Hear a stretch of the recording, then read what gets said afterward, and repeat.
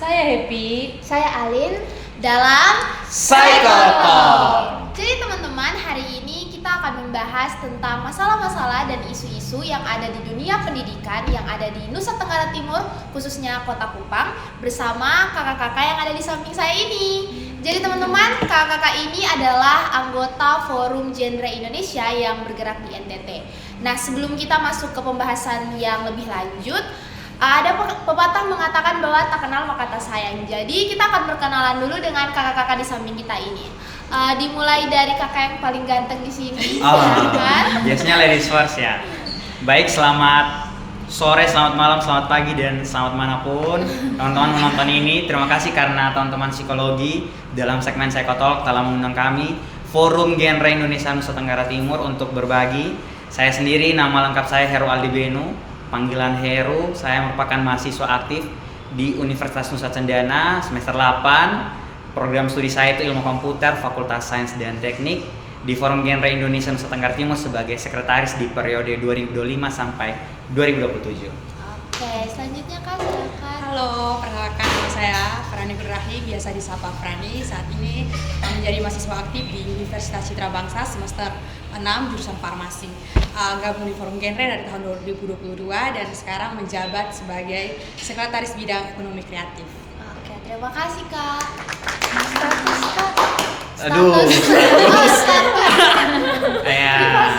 Status lagi baru Mahasiswa. habis break up. Setelah putus. Ya begitulah. Kalau kabaran. Sama dan kehilangan. Senasib teman-teman. Biasa begitulah. Oke, Kak Heru dan Kak Rani, sebelumnya terima kasih banyak karena sudah hadir, sudah meluangkan waktu bersama-sama dengan kami di sini. Setelah berkenalan dengan Kak Heri dan Kak Rani, next kita juga mau kenalan dong sama Forum Genre. Apa sih itu Forum Genre? Bisa dijelasin? Oke, mungkin teman-teman dan juga saya sobat-sobat Psikotalk di mana mungkin pernah mendengar atau belum pernah mendengar sendiri, Forum Genre Indonesia Nusa Tenggara Timur atau Forum Genre Indonesia itu merupakan wadah berkumpulnya para remaja yang ada di seluruh Indonesia, di mana kami mempunyai isu di mana kita menghindari dan namanya itu triad KRL atau 3 resiko dalam kesehatan reproduksi. Yang pertama tadi ada seks pranikah atau kami menghindari hubungan seks pranikah, seks sebelum menikah, ada pernikahan dini, dan juga narkotika, psikotropika, dan zat aditif lainnya atau nafsa. Itu ketiga hal yang menjadi core utama dari Forum Genre Indonesia. Namun selain daripada itu kami juga bergerak di isu-isu kegiatan para remaja seperti itu. Mungkin Kak Rani mau menambahkan? Cukup sih Kak. Cukup. Ya. Sudah sangat menjelaskan sekali. Amin. Oke, dari tadi nih Kakak sudah menjelaskan tentang apa itu Forum Genre. Nah, kami mau tahu sedikit nih tentang visi dan misi dari Forum Genre itu sendiri. Oke.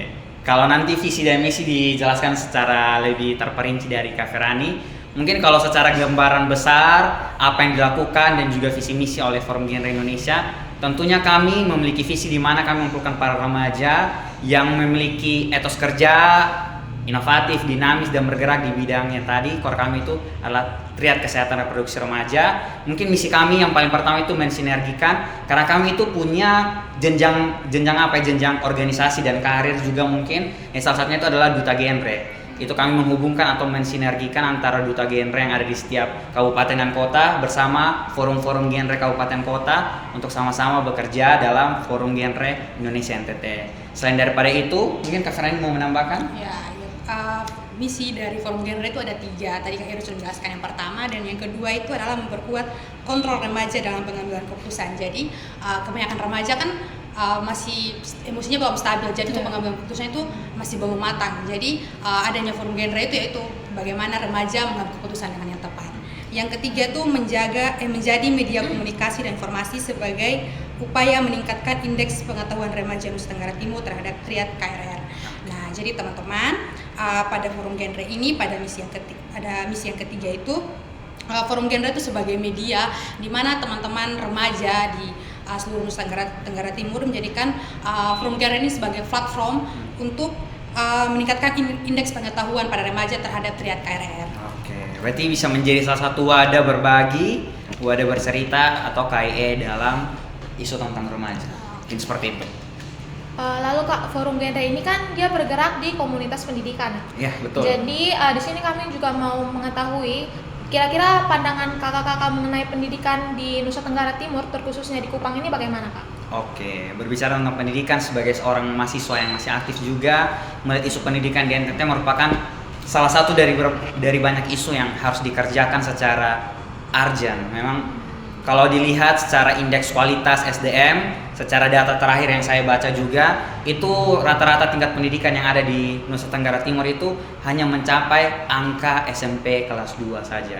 Itu bahkan belum, dia hanya kelas 7, hanya sekitar 7,5 berapa begitu. Jadi hanya kelas 1 SMP mau sampai kelas 2 SMP. Melihat angka ini sungguh miris sebenarnya, melihat hari-hari ini memang banyak sekali pendidikan itu bukan merupakan patokan hal yang penting. Tapi melihat sekarang banyak isu yang sedang digaungkan juga, merasa bahwa ternyata pendidikan di NTT ini salah satu yang lagi dipedulikan. Iya, maka dari itu mungkin teman-teman dan sobat Psychotalk mungkin melihat banyak juga influencer-influencer di mana membangun sekolah di NTT. Kita kenal dengan Jovialda Lopez, lalu juga kalau teman-teman bergerak di bidang bisnis dan investasi ada juga namanya itu Timothy Ronald. Dia lagi menggerakkan pendidikan di NTT. Nah, maka dari itu pendidikan-pendidikan yang dikerjakan hari ini di Kota Kupang terkhususnya sudah baik, tapi namanya baik saja belum tentu cukup. Maka dari itu kalau mau dilihat indeksnya itu sangat-sangat amat gampang untuk diketahui. Misalnya kita membandingkan antara infrastruktur dan juga perkembangan lulusan-lulusan dari setiap sekolah yang ada. Karena kategori-kategori sekolah favorit itu masih ada. Saya dulu masuk SMA 1 itu karena banyak sekali stigma di mana kalau kamu masuk selain dari SMA 1 atau SMA 3, kamu orang yang biasa-biasa saja. Nah, stigma-stigma itu yang mendorong saya sehingga ketika saya beranjak dari sekolah SMP dulu dikatakan favorit, SMP 2, lalu menginjak ke SMA 1, itu melihat bahwa ternyata SMA 1 tidak sefavorit itu kok. Yang datang pun juga secara heterogen kok, datang dari latar belakang yang sama dan juga dari pendidikan yang sama. Yang membedakan itu adalah dari potensi manusianya yang mau berkembang. Jadi menurut saya pendidikan di NTT sudah makin baik, tetapi yang perlu digenjot hal yang pertama infrastruktur. Melihat akan dana yang lagi diefisiensi, tentu pembangunan sekolah akan terhambat.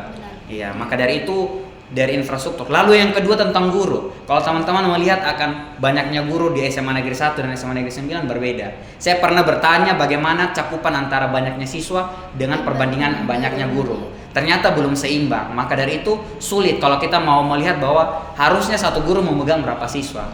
Nah, berarti ketersediaan guru tersebut harus ada. Nah, ketersediaan guru yang sebagai jabatan PNS itu banyak. Tetapi guru-guru yang lain honorer ini pun juga terkendala. Yang pertama, kalau kita tahu bahas gaji yang mereka dapat ini kadang 3 bulan sekali, 6 bulan sekali. Ada yang pakai hati untuk bekerja secara sukarela. Kita melihat Kota Kupang sebagai ibu kota dari Provinsi Nusa Tenggara Timur. Mungkin kita melihat makin maju, tapi di daerah-daerah yang termarginalkan dari Kota Kupang, kita masih punya berbatasan dengan Kabupaten Kupang, masih berbatasan dengan tempat-tempat yang lain itu sangat-sangat amat minim. Maka dari itu banyak orang yang ingin sekali rumahnya di jauh itu tetap ingin sekolah di tengah-tengah. Sehingga sistem zonasi yang sudah digerakkan oleh Kemendikbud itu rasanya masih kurang untuk menjangkau. Maka dari itu yang perlu digerakkan tadi infrastruktur, banyaknya guru, gaji guru, dan masih banyak lainnya. Mungkin Kak Firani mau menambahkan? Kalau menurut saya yang tentang pendidikan di NTT ini, khususnya Kota Kupang memang belum cukup merata. Sama sependapat dari Kak Hiru juga. Karena banyak, mungkin kalau kita flashback ke pemikiran-pemikiran atau stigma dari orang tua dulu bahwa anak perempuan itu mending terus sekolah, lebih baik di dapur. Jadi akhirnya kenapa nanti ujung-ujungnya juga kembali ke dapur. Iya, kembali ke dapur. Terus juga yang Kak Hiru bilang tadi mengenai guru, infrastruktur dan lain sebagainya itu kadang ada guru kayak misalnya dia tuh sebenarnya mengajarnya mapel IPA. Tetapi karena kurangnya guru akhirnya mengajar seni budaya. Double job. Jadi akhirnya nanti kesalahannya itu antara murid dan guru juga karena kurangnya guru nanti murid-muridnya juga kayak sebenarnya kan jobnya di mapel IPA, tapi karena gurunya ini mengajar seni budaya akhirnya kayak tidak sinkron begitu. Jadi jadi ketabrakan gitu.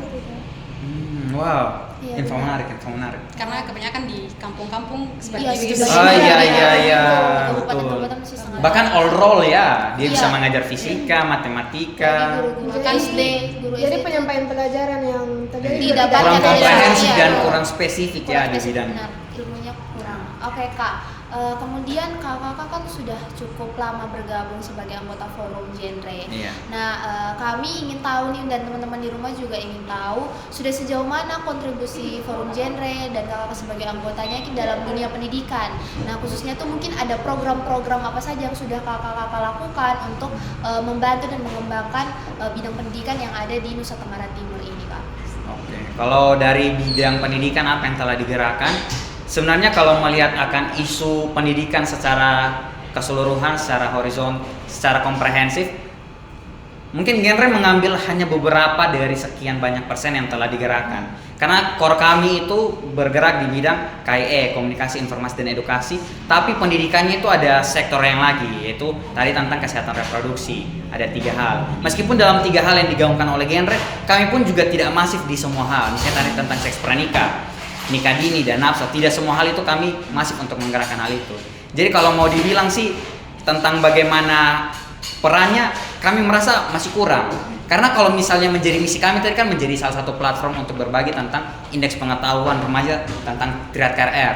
Itu pun kami belum mencapai hal tersebut. Maka dari itu kami terus bergerak.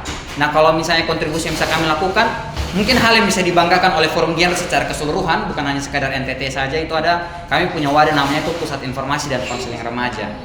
Mungkin kalau teman-teman psikologi juga tahu bagaimana peran penting dari konseling kepada para remaja. Dan konseling yang dibawakan oleh PIKR ini bukan konseling yang dari orang yang memang sudah punya pengetahuan, misalnya teman-teman yang psikolog kepada kliennya, tapi kami itu peer to peer. Jadi remaja sebagai teman sebaya dan juga orang yang dikonseling adalah teman sebaya. Maka dari itu menurut data yang disurvei bahwa remaja itu sering bercerita kepada teman remaja yang lainnya. Maka dari itu kami membuat BKKBN dan juga bekerja sama dengan beberapa NGO lainnya itu membuat akan segmentasi usia. Itu ada segmentasi usia remaja awal 10 sampai 14 tahun. Itu mereka belajar di modul kami, itu modul tentang kita, namanya itu modul berani.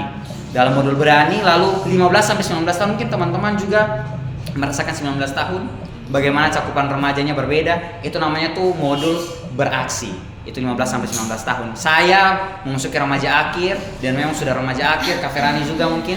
Itu modul berkolaborasi, itu 20 sampai 24 tahun. Tidak hanya itu, kami punya modul yang sedang digerakkan namanya itu modul Ini Genting, implementasi nyata genre cegah stunting. Itu modul tersendiri lagi, di mana fokus usianya itu dari 15 sampai 19 tahun. Dan juga ada modul upgrade tentang kita yang sementara lagi di-upgrade lagi pembahasannya di dalam. Jadi dari PIKR tersebut kami melakukan pemberian informasi sosialisasi secara masif di masing-masing sekolah yang punya PIKR tentang Triad KRR dalam bentuk wadah modul-modul tersebut. Sehingga ketika kami turun itu kami tahu roadmap bagaimana cara menjelaskan. Dan yang diberikan itu sesuai dengan apa yang dibutuhkan remaja di usia mereka. Kami pun merasakan sendiri di forum genre itu kami telah mengaplikasikan terlebih dahulu.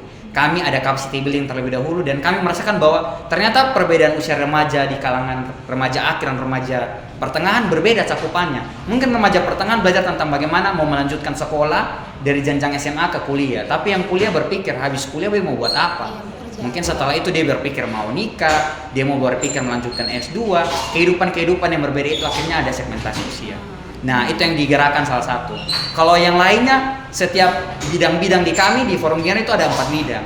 Pemberdayaan sumber daya manusia, ekonomi kreatif Kak Ferani, lalu ada kerjasama dan juga jaringan komunikasi. Nah, bidang-bidang ini mengerjakan tupoksinya mereka masing-masing. Maka dari itu, mungkin PIKR yang paling digaungkan sih karena kami punya lomba tersendiri dari PIKR. Ada PIKR inklusi dan juga PIKR teladan. Dan namanya itu ada Adujak, apresiasi duta dan jambore ajang kreativitas. Di tiap tahunnya kami selalu memberikan apresiasi kepada para duta-duta, orang-orang yang memberi diri, teman-teman remaja yang memberi diri untuk bagaimana cara memberikan materi yang baik kepada remaja-remaja yang lainnya. Sehingga gap antara bagaimana orang tua mengajarkan para remaja itu kan sering diketemu ada tembok nih. Nah, jadi yang diberitahu adalah remaja dikapasitasi dengan materi, remaja memberitahu kepada remaja lainnya, remaja yang lainnya sudah mendapatkan diberitahukan kepada remaja lainnya seperti virus. Itu yang digerakkan oleh kami. Tapi memang virus ini belum menyebar seperti corona ya, jadi masih kurang seperti itu. Mungkin Kak Frani mau menambahkan? Sependapat dari Kak Edo hanya ingin menambahkan sedikit bahwa memang kami di forum genre itu belum terlalu mengambil bagian istilahnya begitu. Tetapi kalau melihat kembali bahwa forum genre sebenarnya sudah berusaha semaksimal mungkin untuk turun begitu. Cuman ya memang ada banyak keterbatasan. Tapi PIKR SMA 1 ya Heru ya? Iya, PIKR SMA 1 teladan. Ya, itu jadi PIKR teladan. Dan sekarang mungkin kita mau membuka PIKR yang baru. Jadi betul. ada PIKR yang belum aktif, jadi nanti kami akan kembali. Jadi jika teman-teman remaja ingin berkonseling ke PIKR, silakan boleh. Betul. Jadi itu menjadi salah satu bentuk kami dari Forum Genre untuk berkontribusi dalam bidang pendidikan. Betul. Terutama di KESP. Dari pandangan kontribusi dan juga program-program yang tadi Karani dan Kak Heru sudah jelaskan juga, dalam arti apa sih sudah Banyak turun turun langsung ke di lapangan. Iya, di betul. lapangan. Sangat banyak Betul. pasti. Nah, ketika turun di lapangan tuh Kak, masalah apa yang paling sering, yang paling Kakak-kakak temui Iya. lah di lapangan yang paling sering oleh remaja. Iya. Pasti kan banyak Pak. Banyak sekali remaja. Memang remaja ini hari-hari ini sepertinya masalah mereka lebih banyak daripada orang-orang yang seusia lainnya ya. Banyak coba. Bahkan kadang-kala saya mendengar tuh bahwa permasalahan orang tua tuh tidak sebanding dengan permasalahan remaja. Kayak bapak dan mama bilang kayak, ini padahal saya yang cari kerja, saya yang cari uang, saya yang menghidupi Iya. kalian, tapi rasanya kalian punya masalah lebih banyak daripada kami. Jadi mungkin kalau berbicara tentang kami di Forum Genre yang memiliki isu KESPRO, tentu masalah yang kami ketahui itu tentang isu KESPRO. Yang paling pertama adalah tentang tadi pernikahan dini. Melihat tentang isu pernikahan dini, hari ini makin baik harusnya. Kalau kita melihat ada resesi seks di mana kalau melihat indeks banyak sekali remaja-remaja hari ini yang memutuskan untuk child free. Bahkan belum banyak sih, tapi mereka mulai mengetahui bahwa ternyata punya banyak anak itu tidak dengan stigma bahwa punya banyak anak punya banyak rezeki. iya, betul. Itu sudah mulai menurun tuh stigma tersebut. Sudah kuno. Sehingga melihat akan konteks di mana pernikahan dini ini masih sering terjadi di mana kota atau kabupaten atau daerah tersebut itu memang indeks pengetahuannya itu masih rendah. Kalau misalnya memang perlu disebutkan, kita bisa lihat Timur Tengah Selatan. Memang secara dengan luas daerah yang sangat amat luas itu, memang pengetahuan yang tersebar di dalam Kabupaten Timur Tengah Selatan itu memiliki gap yang sangat banyak. Sehingga banyak orang yang memilih bahwa kehidupan ini kan berat. Kita harus menanggung tiap harinya kita mau makan apa, mau pakai apa, bagaimana dengan inflasi yang terjadi. Dan mereka merasa bahwa pendidikan yang tinggi pun tidak menjamin saya mendapatkan gaji yang cukup. Sehingga dari gaji yang cukup itu mereka melihat bahwa kenapa saya tidak kerja langsung saja. Sehingga pendidikan yang tadi tidak dijalankan dan akhirnya pernikahan dini. Teman-teman, kalau saya bisa berbicara sendiri di keluarga saya pun juga banyak yang memilih untuk menikah dini. Karena itu alasan itu mereka ingin kayak sudah setelah ini saya bekerja, saya punya keluarga dan sebagainya. Pendidikan itu menjadi nomor kesekian. Itu pernikahan dini. Mungkin yang saya tahu karena saya orang Timur, di TTS salah satu yang masih terbengkalai lah tentang bagaimana mereka mengetahui tentang pentingnya pendidikan dan itu memiliki korelasi dengan banyaknya pernikahan dini. Nah, pernikahan dini ini juga memiliki korelasi dengan seks pranikah, di mana banyak sekali yang akhirnya harus melakukan pernikahan dini karena sudah terlanjur melakukan hubungan seks pranikah dan akhirnya mengalami KTD, mungkin kehamilan tidak diinginkan, tidak direncanakan dan sebagainya. Maka dari itu angka pernikahan dini dan angka seks pranikah di salah satunya itu di TTS salah satu yang cukup tinggi. Maka dari itu saya sedih sih kalau mendengar orang yang melakukan hubungan seks pranikah terus mereka tidak berpikir. Ya menurut saya sih remaja tuh harus sesuai dengan nama kami genre harus berencana. Ya, mereka harus tahu mereka mau buat apa. Kalau dari NAPSA harusnya hari-hari ini mungkin lebih banyak kepada remaja mulai FOMO ya, kalau saya bilang FOMO sih dengan bagaimana rokok elektrik dan juga rokok-rokok yang ada lainnya. Saya tidak bisa mengklaim bahwa akhirnya saya orang yang baik karena saya tidak merokok, tidak juga. Saya memiliki dosa yang lain. Tapi bagaimana ada ketergantungan dari pemakaian sini rokok. Itu juga ada dia punya korelasi dengan pengetahuan atau otak ya. Karena semakin banyak dia melakukan adiksi terapi itu akhirnya ketergantungan, otaknya sudah tidak bekerja dengan secara baik. Itu tadi nafsa. Kalau secara kontekstual apa yang bisa saya lihat ketika saya turun, banyak remaja yang hari ini mulai mengalami krisis identitas. Mereka tidak tahu mereka dirinya siapa. Kalau ditanya, kita selalu membuka modul apapun modul kami, modul yang dari segmentasi usia remaja awal sampai remaja akhir, itu selalu dimulai dengan siapakah aku. Nah, kenapa kami selalu belajar tentang siapakah aku itu untuk recall kembali. Sebenarnya di tahap ini kita sudah tahu diri kita sampai berapa persen. Meskipun saya pernah baca jurnal dan juga pernah lihat beberapa isu bahwa sampai kapanpun kita tidak mampu memahami diri kita sampai 100%. Bahkan orang pun yang sudah jadi manusia dalam tanda kutip, orang yang sukses, belum tentu juga tahu dirinya siapa, seperti itu. Maka dari itu penting sekali remaja tahu dirinya siapa, potensinya apa, bakatnya apa, dia mau jadi apa, lewat bagaimana caranya, itu perlu diketahui oleh para remaja. Karena kami pernah bermain tentang career plan ya baru beberapa minggu yang lalu, kami pun di forum genre saja masih kebingungan untuk bagaimana memilah, dan karena kita tuh belajar ada tiga lingkaran tuh. Lingkaran sini lingkaran yang sesuai dengan minat, lingkaran bakat, lingkaran jurusan. Mungkin kita yang sudah berkuliah mungkin ingin melanjutkan ke jurusan kita, tapi apakah sesuai dengan minat dan bakat? Kadang kita kan mungkin teman-teman psikologi masuk sesuai dengan minat dan bakat, mungkin saja karena tahu, tapi apakah semua remaja tahu minat dan bakat? Belum tentu. Tidak semuanya. Maka dari itu ada yang sering bertanya, kakak salah jurusan kok? Ya, itu kan pertanyaan-pertanyaan momok ketika sudah masuk dan akhirnya tenggelam kan? Iya. Rasa salah jurusan kayaknya beta lebih senang ini deh. Ya, akhirnya krisis identitas tersebut akhirnya larut-larut dan akhirnya remaja mulai banyak depresi dan juga ada permasalahan-permasalahan, akhirnya banyak gantung diri dan sebagainya. Karena tidak sesuai. Itu. Mungkin Kak Firani ada kasus yang lain mungkin? Kalau kasus yang lain mungkin kayaknya hampir-hampir mirip dengan Kak Iri. Oke. Saya turun juga baru beberapa kali ke lapangan, jadi Kak Iri yang mungkin lebih banyak pengalaman, jadi ya lebih tahu kasus remaja. Amin. Amin. Oke, dari tadi yang kakak sudah jelaskan tentang masalah-masalah seperti pernikahan dini atau Iya. krisis identitas, Betul. mungkin cara mengatasi atau solusi yang dapat diberikan Waduh. pada masalah tersebut seperti apa kak? Kebetulan saya juga ini pasien ya, rawat jalan tentang hal tersebut. Tapi berkaitan dengan seks pranikah dan juga nikah dini dan nafsa, kami di genre ini selalu kenal dengan fase 5 transisi remaja. Kalau dulu sebelum saya masuk di genre, saya merasa bahwa tiap fase yang saya lalui itu fase yang biasa-biasa saja. Kayak misalnya kita habis SD, ya SMP. Tidak ada yang habis SD langsung lanjut SMA. Dia ada jenjang dulu, SMP dulu, SMP, SMA. Tapi di genre itu kita kenal dengan 5 transisi. Yang pertama tuh kita menerapkan pola hidup bersih dan sehat atau PHBS. Yang kedua itu kita bersekolah setinggi-tingginya. Kalau kita yang punya cita-cita dan juga memang ingin berkecimpung di dunia pendidikan yang banyak, mungkin sampai S3, profesor, memiliki gelar yang lebih tinggi, lakukan semaksimal mungkin. Karena menurut saya, apalagi saya yang memang punya ketertarikan lebih ya di bidang pendidikan, sampai di usia manapun saya ingin belajar terus menerus begitu.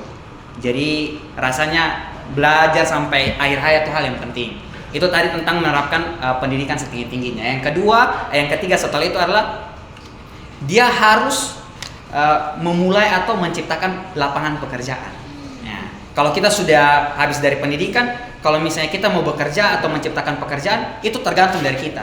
Ada yang setelah SMK dia punya kejuruan, dia mau buka bengkel atau mungkin lowongan pekerjaan lainnya. Sekarang kita lagi bergerak di bidang UMKM, usaha-usaha mikro, kecil dan menengah lainnya. Membuka bisnis apapun itu bisa. Lalu yang keempat itu dia baru akhirnya masuk kehidupan keluarga. Baru memikirkan, oh ini saya mau menikah, mau punya berapa anak, kita mau tinggal di mana, kira-kira kehidupan ekonomi keluarga kita bagaimana. Lalu setelah itu baru kita bergabung dengan kehidupan masyarakat.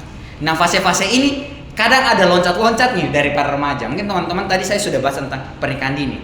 Dia setelah bersekolah tapi tidak setinggi-tingginya. Oh mungkin maksimal keluarga saya di SMA. Tapi kan dari jenjang SMA itu kita masih bisa berpikir, oh mungkin cari pekerjaan dulu. Tapi mereka loncat step jadi menikah dulu. Menikah dulu, terus kalau menikah kan beban kita kan berbeda. Misalnya kita menikah dengan di mana dia juga memiliki latar belakang ekonomi yang kurang. Berarti kita dalam tanda kutip lagi masuk dalam circle lingkaran setan. Kemiskinan yang tadi. Jadi kita hidup di daerah yang miskin, menikah juga miskin, lalu setelah itu juga miskin. Nah, itu lingkaran setan yang tidak akan putus. Maka dari itu penting sekali untuk kita punya pengetahuan tentang ekonomi yang cukup. Misalnya saya punya gaji UMR nih. Kira-kira sampai tahap di mana rasanya cukup untuk saya bisa menikah. Jangan sampai kita menikah dengan gengsi. Adat NTT ini menikah dengan gengsi sangat luar biasa. Uang segini tapi tamu itu harus dimanjakan, mari datang, mari. Mau makan apa? Jadi nanti setelah itu mereka bombardir 1 minggu pesta pora, minggu ke depan makan dan mie instan. Kasihan. Apalagi kalau misalnya ibunya sudah hamil, Iya. pemenuhan nutrisi di dalamnya pasti sudah tidak cukup. Nah itu 5 transisi remaja menjadi core penting, itu solusi menurut saya. Tapi mungkin yang lebih solutif secara jelasnya, teman-teman harus banyak belajar. Sekarang ruang informasi diakses secara gampang, teman-teman bisa buka dari mana saja. Bahkan tiap hari mungkin teman-teman bisa lihat informasi di TikTok itu sangat masif.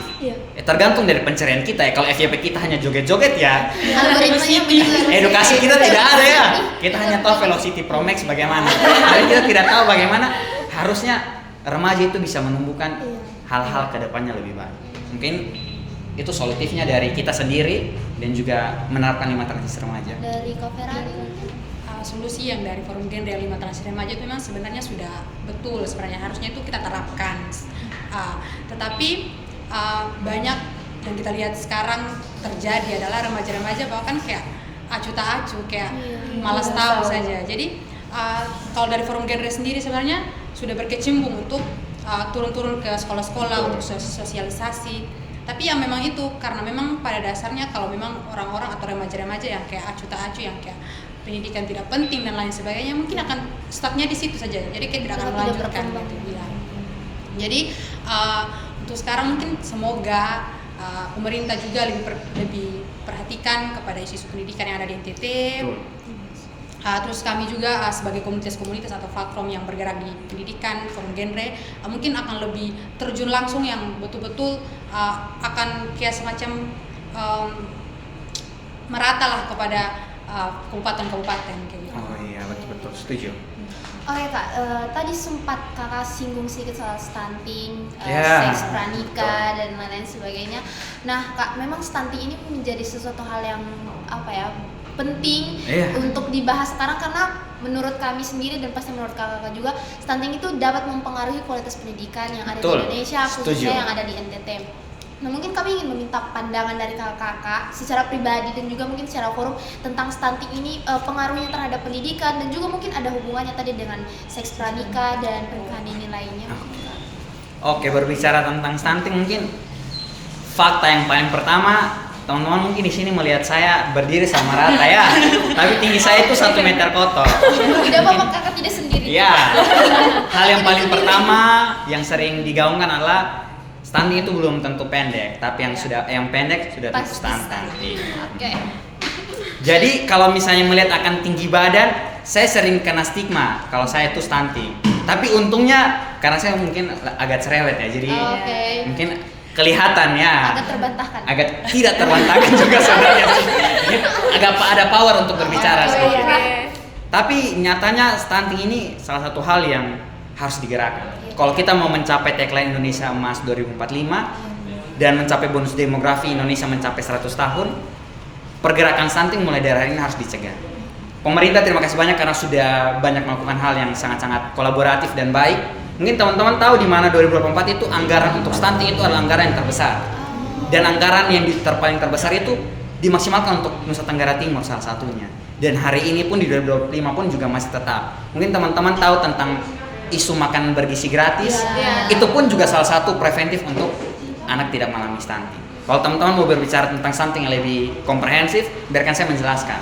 Dari isu yang kami tahu, stunting itu kan merupakan gagal masa tumbuh secara kronis atau lama dalam, kami biasa itu sebut gagal kronis selama 1000 hari pertama kehidupan atau 1000 HPK. Ini kenapa bisa terjadi? Yang paling pertama tuh karena gizi dari ibu tersebut. Kalau berbicara tentang gizi dari ibu tersebut, remaja-remaja putri hari ini sangat-sangat amat harus worry dengan tubuh mereka, apa yang dikonsumsi. Karena apa yang dikonsumsi menentukan generasi-generasi dari Indonesia itu tersendiri. Kadang kita kasih makan ego kita saja. Yang enak di mulut belum tentu yang baik untuk tubuh. Gampangnya junk food lah. Kita mungkin nongkrong di McD, kita membeli ini dan sebagainya. Hal yang enak di mulut iya, tapi apakah sesuai dengan protein dan konsumsi harian kita?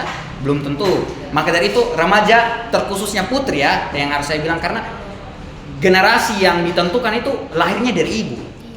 Ayah mungkin mendukung tentang secara fisik dan secara mungkin yang lainnya, tapi ibu ini lahir dari dia. Asupan yang masuk dari ibu akan diambil oleh si bayi tersebut. Maka dari itu sangat penting untuk yang pertama, para perempuan hari ini harus tahu apa yang dia makan. Yang kedua, kita harus kenal dengan isi piringku. Tagline dulu 4 sehat 5 sempurna kalau teman-teman tahu. Isi piringku hari ini yang sering dilihat itu adalah yang penting kenyang, yang belum tentu bergizi.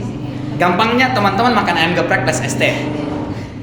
Nasi dicampur dengan protein, tapi minumnya ST. Kalau teman-teman belajar setelah makan dan minum apapun itu dibarengi dengan ST, dia akan menghambat pertumbuhan. Dia akan menyerap akan karbohidrat dan lain-lain, zat besi dan lain-lain di dalam tubuh. Sehingga anggapannya percuma saja kita makan banyak yang bergizi kalau setelah itu minum ST. Maka itu kami punya anjuran. Anjuran yang pertama tuh remaja putri harus mengonsumsi tablet tambah darah 1 kali seminggu dalam hari yang sama. Kalau teman-teman minum di hari Jumat, minggu depannya lagi minum di hari Jumat dan 1 pil. Lalu setelah itu dia harus diminum setelah makan, bukan sebelum. Nah, makan setelah makan, setelah itu teman-teman setelah itu minum dibarengi dengan vitamin C. Bukan ST tidak mengandung vitamin C. Yang mengandung vitamin C mungkin jus jeruk, minuman yang ada jeruk, mungkin vitamin C lainnya yang ada dalam buah. Nah, itu yang sering remaja-remaja putri khawatirkan tidak memiliki zat besi yang cukup ketika dia menstruasi. Nah, itu, minum pil tablet tambah darah tadi.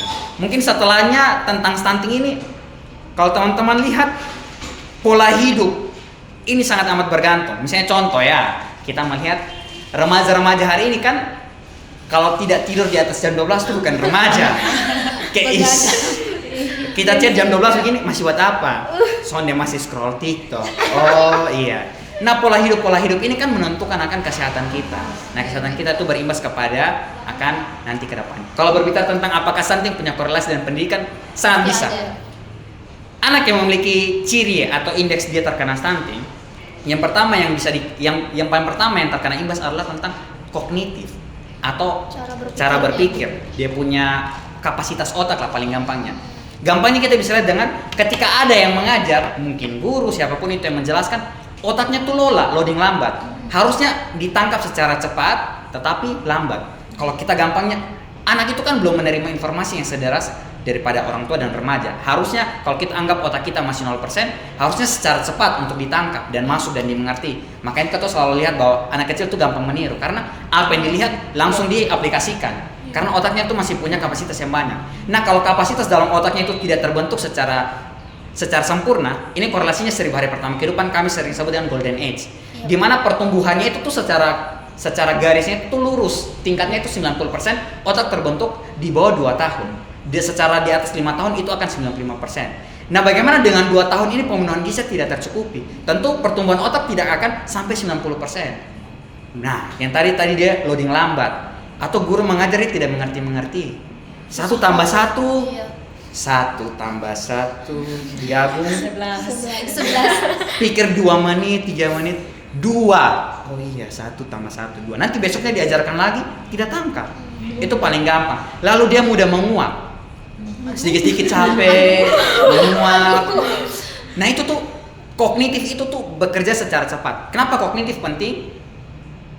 Indonesia punya SDM ditentukan dari mana? Kognitif juga. Ada sumbangsi dari kognitif, meskipun kita tahu dibarengi dengan etika, attitude dan sebagainya. Kognitif itu hal yang penting. Kita mau menciptakan sumber daya yang mampu menciptakan akan AI yang bagus dari kognitif. Attitude itu adalah hal yang dibarengi dan dilihat. Tapi kognitif itu yang bekerja. Bagaimana dia mampu untuk problem solving tiap harinya. Nah, kalau kognitif di anak tidak berjalan dengan baik, kita akan menjadi generasi yang cemas, bahkan bukan generasi yang emas 2045. Dan hari ini tuh sudah mulai kelihatan bahwa banyak anak yang mengalami stunting itu tidak dihiraukan. Dan orang tua tuh kadang bingung, ini stunting atau tidak? Ini apa yang bisa saya lakukan? Nah, ternyata anak saya tuh harus perlu les 5 kali. Hari ini les, besok les, nanti lusa les, anaknya juga tidak mengerti. Itu bisa jadi dia tuh mengalami stunting. Nah, itu kita harus kroyok dari hari ini. Mulai makan bergizi gratis, perempuan mulai worry, laki-laki juga harus menjadi laki-laki yang siaga, siap antar jemput dan jaga istrinya ketika lagi hamil dan sebagainya, untuk memeriksakan bagaimana pertumbuhan akan janin, otak dan sebagainya. Lalu di 1000 hari pertama kehidupan harus dikeroyok dengan pemenuhan gizi yang berkualitas. Setelah itu dia harus juga mendapatkan ASI eksklusif selama 2 tahun. Terlalu banyak hal yang perlu dikerjakan. Nah, itu dimulai dari remaja perempuan hari ini. Seperti itu. Mungkin Kak Ferani? Kalau bicara stunting, kayaknya untuk NTT ini tidak akan habisnya. Betul. Tidak akan habisnya, benar. Dulu kalau tidak salah tuh yang masih gubernur Pak Victor, Ya, ada lain yang pada. ini kelor. Iya, daun kelor. Itu Oh. mencegah stunting juga. Tapi itu kalau di desanya saya mungkin itu berlangsungnya itu cuma hanya sekitar 3 bulan. Tidak Oh, konsisten, FOMO. tidak Iya. konsisten, cuma ikut-ikutan. Iya, betul. Setelah itu hilang. Lalu kalau soal bicara stunting itu yang Heru bilang tadi itu berawalnya dari perempuan. Pertama mungkin faktornya itu karena perempuan yang tadi pendidikannya Ya, tidak bisa tinggi. jadi. Kalau perempuan misalkan pendidikannya hanya sebatas SMP, SMA, itu kan banyak yang terjadi. Karena sudah hamil di luar nikah, akhirnya mempunyai anak yang stunting. Karena itu tadi pemenuhan gizi seimbang tadi tidak tercukupi. Lalu perempuan yang kita saja yang belum hamil atau belum punya anak di masa sekarang saja emosi belum terkontrol. Lalu kalau sudah punya anak, baby blues dan lain Iya, sebagainya iya. itu juga nanti berakibatnya ke anak juga. Gitu. Betul. Lalu apa ya? Sebenarnya banyak sih faktor-faktor kenapa anak-anak bisa stunting. Itu tadi Kak Heru bilang ada pembunuhan yang tablet tambah darah untuk perempuan. Fakta di lapangan bahwa banyak perempuan kalau dari tim puskesmas datang ke sekolah-sekolah lari mereka. kasih tablet tambah darah diminum. Ya, Tapi ditaruh di sebelum- saku. Ya, sebelum Ibu saya sudah minum. Kadang Iya. pelaku memang pelaku. Pelaku sih. Ya, kami kan laki-laki ya. Orang-orang bilang perempuan-perempuan bilang tablet tambah darah itu bau amis. Bau amis, Terus tidak ada yang bilang enak. minum susu itu Mual. mual. Iya. Tapi mual. Terus ya mungkin kami Tapi efek sampingnya. Ya, punya efek samping. Baiklah. Jadi karena dari pemahaman tersebut akhirnya teman-teman remaja putri mungkin merasa kayak ini kayak obat apa sih tidak penting. Tidak penting. Iya. betul. Iya, Jadi betul. akhirnya itu Benar berhal sekali. sebenarnya mungkin kedepannya tim-tim dari puskesmas atau dari dinkes atau mungkin dari nakes begitu mungkin pas turun ke lapangan untuk membagikan tablet tambah darah mungkin dijelaskan dulu apa tablet tambah darah. Jangan kadang kan kebanyakan fakta di lapangan yang saya temukan Dikasih saja hanya ya. dikasih saja. Dititip. Ingat diminum Ya. ya begitu. Nanti Harusnya- ibu-ibu bagi ya. harusnya itu ada pemahaman. Jadi kenapa harusnya itu jadi ketika nakes atau tim dari dinkes mungkin memberikan itu, jadi teman-teman putri mungkin merasa ini penting harus diminum itu untuk kita juga sebenarnya kayak gitu. Lalu Kak Heru, itu di tahun lalu atau 2 tahun lalu yang kita ke puskesmas Tarus yang Oh iya iya, 2 tahun lalu, 2 tahun lalu. Itu Iya. dari genre itu bekerja sama dengan ada yayasan itu. Iya, yayasan. Itu kita turun ke puskesmas Tarus untuk membagikan PMT. Iya, PMT. Pendamping Yaitu- makanan tambahan. Ya, untuk teman-teman atau saudara-saudara kita Yang mengalami ya, stunting, betul. Jadi saya merasa kalau mau melihat dari forum genre sendiri sudah berkecimpung langsung membantu teman-teman kita yang stunting, ibu-ibu hamil yang mungkin kurang gizi dan lain Iya. sebagainya. Jadi kalau mau bicara stunting itu ya tidak tahu sampai kapan akan berakhir. Itu kita dimulai dari diri kita sendiri. Kita sebagai remaja putri, bagaimana kita menjaga kita punya tubuh, yaitu Teh Heru bilang tadi kita harus lebih worry dengan kita punya diri sendiri, terusnya perempuan. Kayak gitu. Dan di masing-masing kabupaten dan kota beda-beda masalahnya. Kalau teman-teman mengeneralisir akan kasus stunting di tiap kota harus dikerjakan dengan cara yang sama, itu sudah salah besar. Karena saya turun di Manggarai Timur baru-baru, audit kasus stunting mereka itu memiliki faktor utama yang berbeda daripada Kota Kupang. Permasalahan pertama di Manggarai Timur, di Kota Borong itu adalah tentang jamban, ketersediaan jamban yang bersih. Berbeda dengan Kota Kupang. Mungkin kita melihat jamban di Kota Kupang bersih saja. Iya. Tapi bagaimana dengan kabupaten lainnya? Itu tuh salah satu faktor. Dan juga mereka tidak punya dapur umum untuk memasak. Tempat yang sama yang dipakai untuk melakukan A dan B itu di tempat yang sama. Itu tuh sangat amat worry. Dan kenapa pentingnya audit kasus stunting di tiap desa, di tiap ini dan sebagainya? Karena itu biar dikerjakan dengan solutif yang berbeda.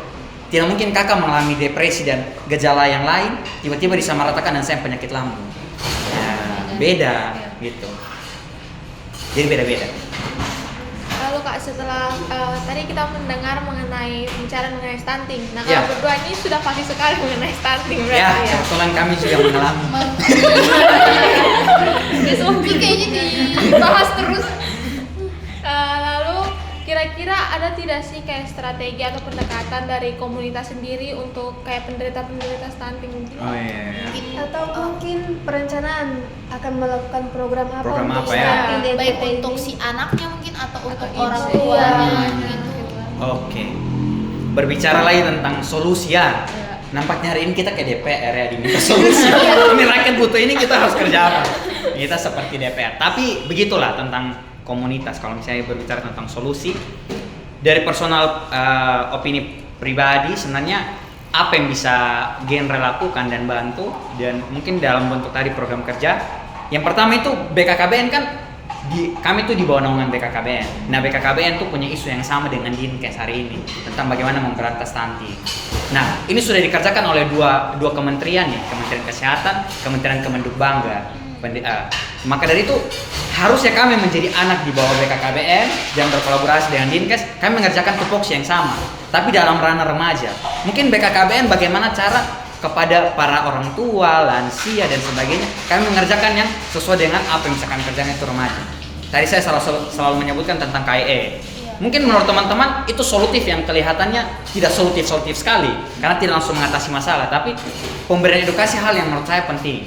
Karena kalau edukasinya sudah tercukupi dan baik, mungkin kedepannya mungkin akan lebih baik. Itu salah satu program. Mungkin program lainnya kami selalu bekerja sama sih, tadi seperti Kak Frani bilang dengan NGO, yayasan dan sebagainya yang memang punya kasus yang sama atau kepedulian yang sama di bidang stunting. Kami akan menggerakkan, mungkin salah satunya itu PMT, tapi melihat akan hari-hari ini memang butuh dana untuk mengerjakan PMT. Di tiap keluarga tuh butuh untuk tiap hari itu mendapatkan asupan gizi yang sama. Tapi begitulah, jadi mungkin kami bisa KIE, sembari kami turun PMT, kami bisa membantu memberikan sosialisasi. Sebenarnya stunting ini dimulai dari mana? Bagaimana cara kita bisa mencegahnya? Lalu apa sebenarnya dampaknya dari stunting sehingga kita harus worry?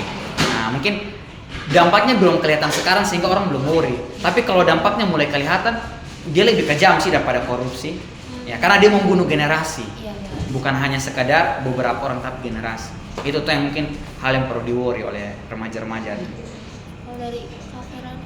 Ya, pendapat sama Kak Heru karena berkecimpung sama begitu. Jadi kalau dari forum genre mungkin ya tadi salah satunya itu yang kami bagikan PMT di Puskesmas Tarus. Jadi mungkin kedepannya mungkin ada lagi solusi-solusi yang akan dari forum genre mungkin kita lebih berkontribusi kepada teman-teman yang menderita stunting. Iya, betul. Oke. Dari semua yang kakak jelaskan ini, kami berempat lihat di sini kakak sangat banyak pengetahuan, terus Amin. apa pengalamannya dan apa ya, punya banyak sekali Kontribusi. Iya, kontribusi yang berguna bagi masyarakat sekitar khususnya di bidang pendidikan. Nah, Amin. Kak, mungkin bukan kami berempat saja, jadi mungkin Ya, teman-teman di teman-teman. rumah itu pasti kayak mulai tertarik dengan forum genre ini. Jadi kami di sini dan juga teman-teman di rumah ingin bertanya, mungkin ada bukan pesan-pesan sih, cara mendaftar Kak atau bagaimana masuk ke forum genre ini, mungkin karena di sini kami sudah mulai tertarik dan teman-teman di rumah juga pasti sudah mulai tertarik. Jadi kami ingin tahu cara masuknya nih bagaimana, mungkin ada persyaratan yang harus dipenuhi begitu. Gampang susah. Oke. Gampang susah. Kalau Gampang berbicara kayak tentang cara mendaftar atau bergabung, ya, kalau hari ini ya dijawab secara jujur, saya kurang menyarankan teman-teman gabung lagi. Iya, karena menurut saya kedepannya organisasi atau komunitas ini mungkin sudah tidak lagi diminati oleh para remaja-remaja. Melihat akan survei yang saya lihat, remaja-remaja ini lebih banyak tertarik dengan magang, lalu mungkin melamar kerja dan sebagainya. Tapi kalau teman-teman masih tertarik, kami membukakan pintu selebar-lebar mungkin. Di cara yang pertama, teman-teman harus tetap catch up dengan apa yang kami bagikan lewat media Instagram kami, Facebook kami, YouTube kami, kanal TikTok kami juga. Teman-teman boleh cari forum genre_NTT. Itu salah satu akun resmi kami di Instagram. Teman-teman juga boleh mungkin follow BKKBN_NTT, BKKBN official dan sebagainya. Supaya teman-teman tahu isu yang apa yang kami kerjakan.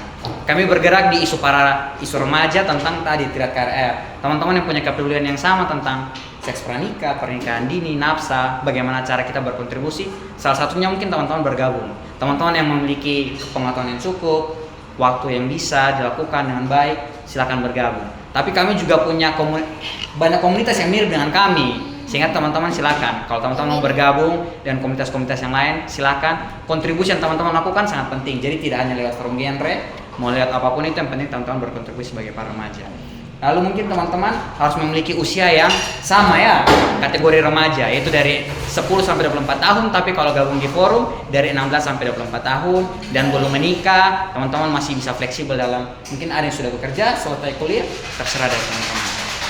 Kami juga tidak lagi membuka sih dalam waktu dekat, karena kami baru saja open recruitment dan baru membentuk kepengurusan 2025 sampai 2027. teman-teman yang menonton ini di tahun 2025, 2 tahun lagi teman-teman bisa bergabung sama dengan Silakan kami. menunggu teman-teman. Ya, menunggu itu dewasa. Oke. Berpengalaman sekali nggak menunggu. Ya karena kebetulan menunggu. Oh, oke. Sudah. Bikin menunggu yang lain. Sudah. Bikin menunggu yang lain. Oke. Dari Kak Ferani mungkin, kenapa mereka harus bergabung mungkin? Mungkin alasannya Alasannya. yang Testimoni. kakak rasakan. Testimoni. Oh, testimoni ya. Jujur awal-awal masuk forum genre itu sebenarnya hanya karena di Kupang nih pulang kampus. Oh, mahasiswa kupu-kupu. Ya, jadi Bosan, kayak bosan. kebetulan organisasi di kampus juga sepertinya tidak ada, jadi kayak apa ya kira-kira buat apa. Iya. Akhirnya ada teman buta yang sudah masuk forum genre juga dari US, dari Sumba Timur. Akhirnya kayak lihat ini kayaknya seru deh. Terus juga karena lihat teman dari punya story apa segala macam kayaknya seru, menarik. Akhirnya daftar dan puji Tuhan lolos. Dari itu dulunya itu masuk di kerjasama, bidang kerjasama. Akhirnya setelah masuk forum genre tentu banyak hal yang buat dari awalnya saya tidak tahu ternyata seperti ini, dan akhirnya masuk forum genre akhirnya tahu. Salah satunya itu seperti sekarang ini teman-teman bisa mengundang saya dalam podcast hari ini, itu kayak oh my god. Such an honor for us. Ya, betul. Bisa turun ke SMA 1 kemarin, berbagi ke teman-teman SMA 1 itu omong di depan banyak orang, maksudnya bagaimana ya, kayak rasa aduh ini pertama kali gitu. Terus juga gabung di forum genre ini tentu banyak manfaat sekali teman-teman, bagaimana bisa mengelola musik. Kita di forum genre ya tadi usia dari sampai 24 tahun itu tentu banyak-banyak kayak apa ya, emosi yang belum terstabil di situ. Akhirnya kita berembuk, akhirnya bisa memutuskan, jadi kita punya satu keputusan yang akhirnya sah begitu. Terus juga karena kita ada Adujak, tadi gabung di forum genre juga itu menjadi panitia dari Punya event tahunan lah kita ya. Jadi situ seru sih teman-teman kalau gabung di forum genre, apalagi menjadi panitia di Adujak itu betul-betul seru. Apalagi kalau kita turun-turun ke lapangan, ketemu teman-teman yang lain, kita sosialisasi, itu menurut saya itu salah satu pengalaman berharga buat saya sendiri. Jadi awalnya saya takut berbicara di depan umum, yang masih kayak gitu. Akhirnya terbiasa dari forum genre karena berbicara dengan teman-teman, berbicara di depan umum, akhirnya terbiasa dan ya seperti inilah gitu. Oke, teman-teman yang tertarik bisa Mulai daftar dari- tapi 2 tahun lagi. Ya. Kalau testimoni dari saya sebenarnya ini hal yang sudah dari lama sih saya pikirkan. Waktu dari SMA saya bergabung, mungkin saya yang paling muda di angkatan waktu itu karena bergabung di kelas 3 SMA sampai sekarang semester 8, berarti sudah 5 tahun saya bergabung. Cukup lama kalau kredit motor sudah selesai. Mungkin alasan kenapa saya masih bertahan dan mungkin teman-teman kenapa harus bergabung. Yang pertama relasi. Saya bisa banyak kenal orang banyak yang punya channeling ke sini dan kemana itu. Salah satunya tuh open, dia punya pintu yang paling terbuka dari forum genre yang pertama. Lalu ketika di forum genre itu saya diberikan kesempatan yang sangat amat banyak. Mungkin ada kecemburuan dan sebagainya, tapi saya itu punya target yang jelas begitu kalau di suatu organisasi. Ketika saya dulu jadi anggota bidang PSDM, saya mau setelah itu saya berkembang dan jadi ketua. Akhirnya saya jadi ketua bidang PSDM. Dari ketua bidang PSDM waktu itu saya punya niat saya harus bergabung di bidang pengurus inti. Saya mau jadi ketua waktu itu, tapi mungkin Tuhan belum berkenan saya jadi sekretaris hari ini. Jadi banyak sekali harapan-harapan saya yang bisa saya kerjakan di forum genre. Dan kontribusi yang saya miliki, saya punya pengetahuan yang cukup, saya punya channeling yang baik, saya open minded dan sebagainya. Mungkin saya bisa menggerakkan forum genre berkembang lebih baik ke depannya. Itu testimoni dari saya dan orang tua saya merasakan. Mungkin itu salah satu afirmasi yang paling banyak saya sering terima karena ketika saya masuk dan akhirnya saya punya kesempatan untuk berbicara dengan banyak orang, akhirnya orang tua saya pun menganggap saya bahwa oh ternyata hari ini dia punya mungkin punya pemikiran bahwa masa depan itu perlu direncanakan dari hari ini. Salah satu hal yang mungkin saya dapat banyak sih, salah satunya itu uang juga ya. Tapi bukan tentang money oriented di sini. Okay. Tapi ketika kami turun ke lapangan itu selalu ada apresiasi yang diberikan. Dan waktu itu mungkin selama 5 tahun ini saya lumayan banyak turun. Saya sudah turun di Pulau Timur ada, Pulau Flores, mungkin teman-teman dari Lembata, Manggarai Timur, Manggarai Barat, Maumere tahu, mungkin di Pulau Sumba juga, Cafe Rani, saya juga waktu itu turun di Sumba Timur. Ya banyak kesempatan dibuka. Lalu dari forum genre saya ikut berbagai ajang kompetisi lainnya itu, dan mungkin personal branding yang saya bangun tuh mulai dari forum genre.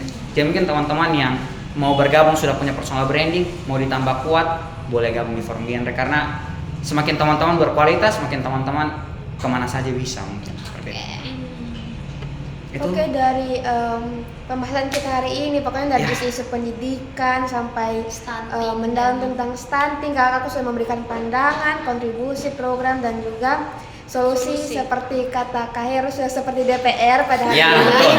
Tentu sebagai anggota dari sebuah komunitas yang lumayan besar dari forum genre, boleh kasih nasihat atau harapan untuk gitu. remaja Remaja yang ada di di NTT. Kata-kata hari ini dong. Iya, kata-kata hari ini. Dapat 100.000 berarti.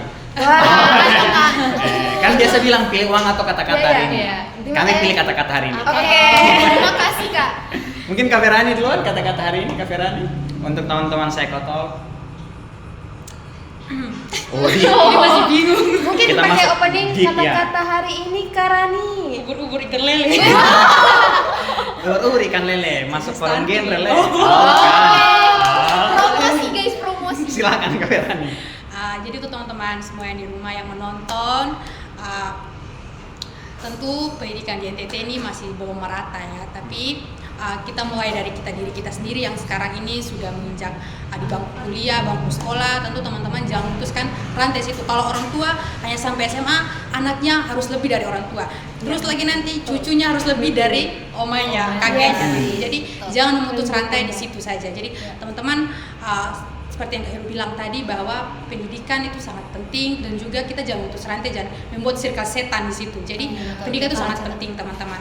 Apalagi kita sebagai calon ibu masa depan nanti bahwa keturunan bahwa kepintaran seorang anak itu Dari ibu. dari itu. Jadi kalau tidak mau punya anak-anak yang dikatakan bodoh, jadi pasti malu kan kalau sebagai seorang ibu anaknya dikatakan bodoh. Jadi teman-teman di rumah, terkhususnya teman-teman perempuan semuanya bersekolah setinggi-tinggi mungkin sampai mendapatkan gelar profesor dan lain sebagainya. Keren. Oke. Kalau dari saya mau mengingatkan anak-anak muda ya supaya jangan terjebak di pikiran bahwa harus punya pacar di usia remaja. Ya benar. Pacar bukan segalanya, Kalian, guys. cowok bukan segalanya, cewek bukan Ya, segalanya. Prioritaskan diri sendiri. Kalau misalnya teman-teman rasa perlu, teman-teman silakan mencari, tapi jangan akhirnya semua ada di situ. Karena hari-hari ini saya melihat bahwa kadang remaja terlalu terjebak dalam isu percintaan yang harusnya Kayak harus biasa-biasa saja. Kita Iya, menikmati begitu. Maksudnya jangan akhirnya baru putus dari pacar lalu kayak rasa kehidupan sudah tidak berarti. Padahal orang tua sudah menyekolahkan segitu tingginya baru kayak putus cinta jadi goblok begitu ya. Lalu generasi yang berencana itu dimulai dari hari ini. Mungkin teman-teman yang nonton, saya yakin teman-teman punya kualitas yang luar biasa. Teman-teman bergerak di bidang yang teman-teman sukai, teman-teman pertahankan itu, tingkatkan lebih daripada itu. Saya selalu percaya dengan isu dan juga pepatah tabur yang baik, tuai yang baik. Gitu. Jadi teman-teman dari masa remaja menuai dan menabur yang baik, kedepannya akan menabur yang baik dan akan menuai yang baik. Jadi remaja ditabur, saya remaja menaburnya di forum genre. Semoga kedepannya bisa menuai yang baik. Gitu. Jadi untuk teman-teman di rumah, jadikan pendidikan yang utama dan pertama. Asik. Bukan pacaran guys. Oke. Ingat Mungkin teman-teman. cari teman. Iya, Ya. cari teman. Teman, penyemangat. someone to talk. Oh ya, Iya. sangat diperlukan. Tapi malam hari saja katanya. Itu namanya shift malam. Shift malam. Wah, ada begitu ya. Sepertinya Kami demikian. shift ini Apa ya? siang. Jadi bentuknya sih. Tidak bercanda ya. Oke teman-teman, jadi dengan berakhirnya nasihat Aduh, dan juga nasihat, ya. harapan, bisa dibilang Bapak juga sekali. ini closing statement dari kakak berdua, maka berakhir pula sesi sharing kita, pembahasan kita dan diskusi kita pada sore hari ini. Dan kami meminta teman-teman dapat mengambil hal-hal positif, informasi dan juga pengetahuan yang sudah diberikan kakak berdua karena hal itu sangat penting. Oke teman-teman, Ya. mungkin sekian Psychotalk pada hari ini. Nantikan video kami selanjutnya. Bye bye. Bye bye.